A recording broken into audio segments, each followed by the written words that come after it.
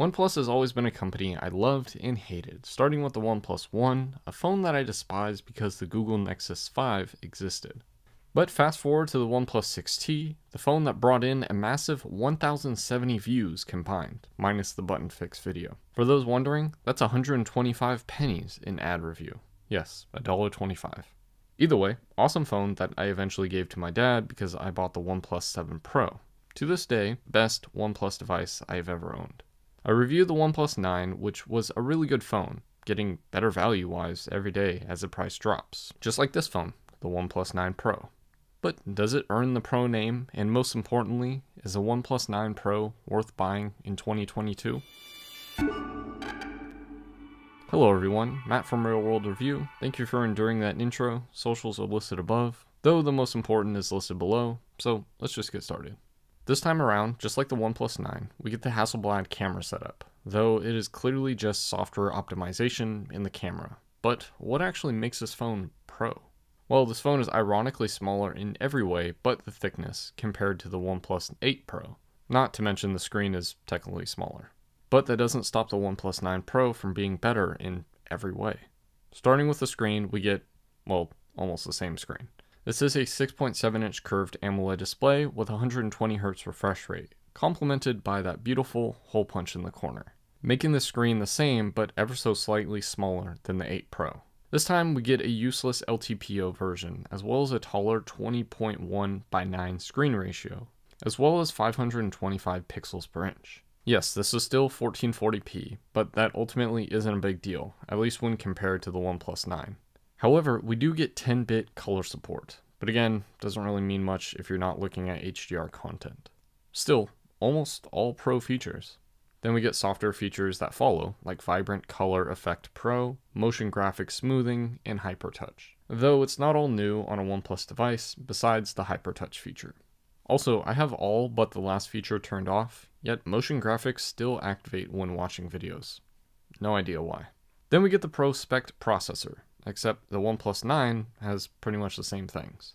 Snapdragon 888 chip, 4500 mAh battery, 65 watts of wired charging, and UFS 3.1 storage, this one being 256 gigabytes. So the 9 and the 9 Pro have either 8 gigabytes of RAM, 128 gigabytes of storage, or 12 gigabytes of RAM, 256 gigabytes of storage options. But you can only buy the lower 9 and the higher 9 Pro in America.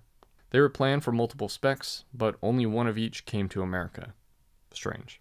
Either way, you also get 50 watts of wireless charging over the 15 watts found in the 9. All of this mixes up to give you decent battery life. While, like the 9, I didn't experience overheating or even that much heat in general from the phone, the battery life was not the best in my test.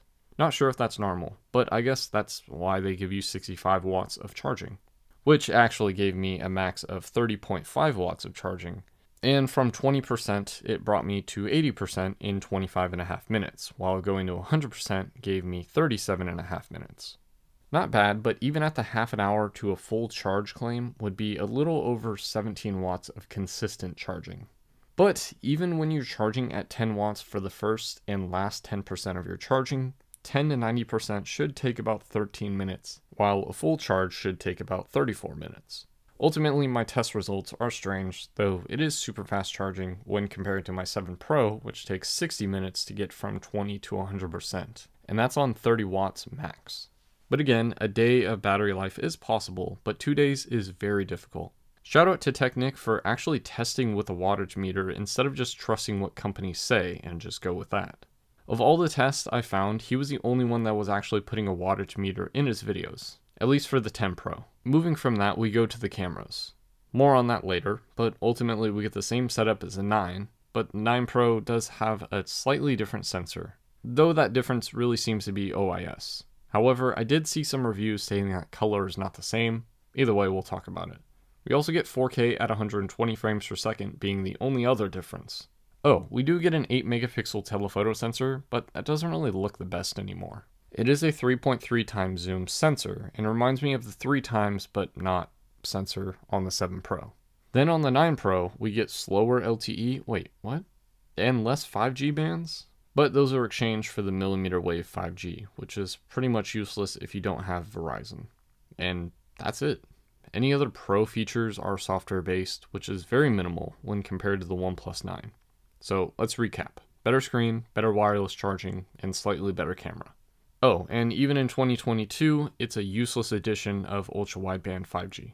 One last design change is that we get a cold metal frame, while the 9 only has plastic. Okay, let's end this super long section. Yes, the cameras. The first of the Hasselblad collaboration, but just like the OnePlus 9, this is somewhat lackluster because it's mainly software optimizations. Either way, we get a 48 megapixel wide-angle sensor that supports optical image stabilization and actually supports 8K video.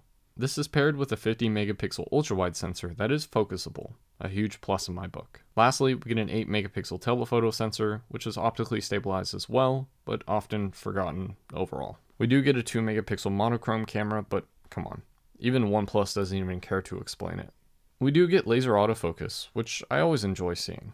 As for the picture and video quality, there is some room for improvement, but it still looks really good. But the pictures and videos speak for themselves, so I'll let you enjoy some of those as well as some music.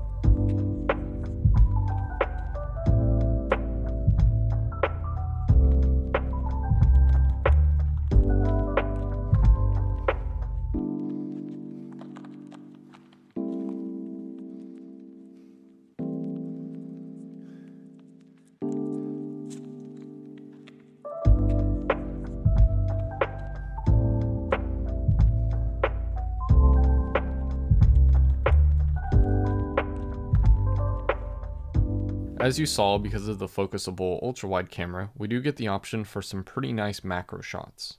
Video goes up to 8K at 30 frames per second, but we do get 4K at 120 frames per second, which honestly, I can't really see the difference between the 60 frames per second video.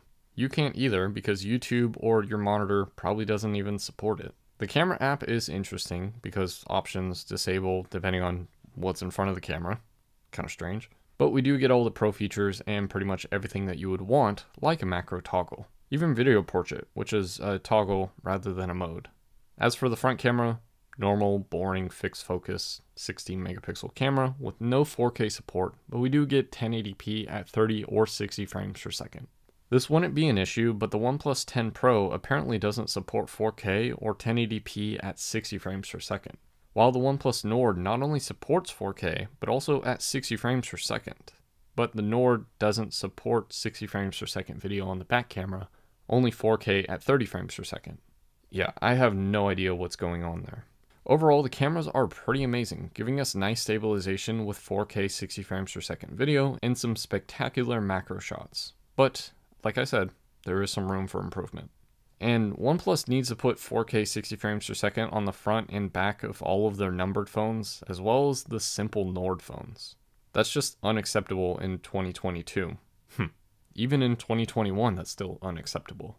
Now, this is a section which I want to talk about because that's exactly what I've been asking myself all of 2021. Why do I want this phone? When OnePlus pretty much made the OnePlus 10 Pro useless, at least in my eyes, the OnePlus 9 Pro just became that much better of a choice. Sure, the Snapdragon 888 chip isn't the newest spec, but the phone flies when doing pretty much anything on this phone. There are some weird aspects like the fingerprint scanner being super low, T-Mobile taking forever to give this phone simple updates, the useless monochrome camera, and the general performance and software features that may or may not be lacking. While not the worst, cell performance was a little bit noticeable of an issue compared to past devices that I've been using, something that I read about and I didn't think I would notice. But here we are. Though we do get some other things that actually make this phone a well-rounded purchase, even with a newer model technically out. The OnePlus 10 Pro comes out in spring, whatever that means. We do get a slightly different camera setup, faster processor and charging, and some other stuff, but this phone has almost everything that you need. The camera setup needs some work, but most of it is pretty easy to do. No extra hardware needed. Personally, this color is horrible, but that's T-Mobile's fault, as well as the software issues, or lack of. Just buy the unlocked version if you want to buy this phone. Sure, this one does only come with a single SIM, but dual SIM isn't needed in America. And if you need dual SIM, other countries will sell you a dual SIM version, but most of the time they cost more. The port on the bottom is USB-C 3.1 Gen 1, which makes this phone pretty much a pro phone, even though the OnePlus 9 has the same port. See what they did there, Apple? This means super fast data speeds for when you fill up that 256 gigabytes of storage with that 8K video that you're filming. The 1440p screen is a dying breed, only found in phones that are over like $1,100, and even then, some of those phones are 1080p. The dual speaker setup is spectacular on this phone, getting super loud and extremely useful, though I like the OnePlus Buds Pro, which has special software integration, just like the AirPods with the iPhones. The other major aspect of this phone is the alert slider. This allows you to toggle from ring to vibrate to silent, the last one killing all sound in a simple switch. I rarely ever use this, but when it does, it comes in handy. OnePlus doing it the best, while the iPhone is following that. Again, the battery leaves more to desire, but the charging speeds are super fast. Just think, you can go from 20 to 80% in less than 26 minutes, and possibly even quicker. My test wasn't really the most scientific. Think, you can take a shower and get ready for work, and have enough power for the entire day. No need to charge overnight, though you probably should do that. And even if you wirelessly charge, you can do that with a 50-watt charger. And then, do you want to charge those awesome OnePlus Buds Pros that I've convinced you to buy? You can do that with reverse wireless charging. Yeah, and OnePlus doesn't even advertise that feature for some reason. In the end, this is an awesome but expensive phone. At $900, you can get this phone, and for $1,200, you can get an even better camera setup, slower charging, and half the storage from the Samsung S21 Ultra. Overall, I feel like the OnePlus 9 Pro was a solid Snapdragon 888 phone, with the OnePlus 9 actually giving us decent value, especially when you consider the used prices for both devices.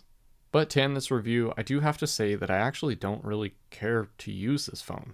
I still love the OnePlus 7 Pro, but they did move away from that formula to make an awesome flagship device. But it kind of has to be at that normal $1,069 price. But should you buy this phone? If you're okay with the used market, I would say absolutely.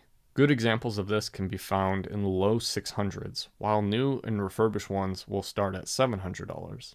Personally, I like the Samsung S21 Ultra better, but the software experience you get from the OnePlus 9 Pro is a little bit more appealing to me, even if I'm running an older or late software. I do, however, know that installing custom firmwares are a lot easier on a OnePlus device when compared to a Samsung.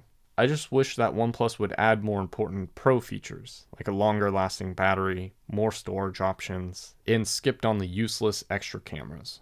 But that's the end of my review of the OnePlus 9 Pro in 2022, the Pro phone of an already good phone. But what do you think? This or the OnePlus 10 Pro? Let me know what you think in the description. Hope you enjoyed the video, and as always, thanks for watching.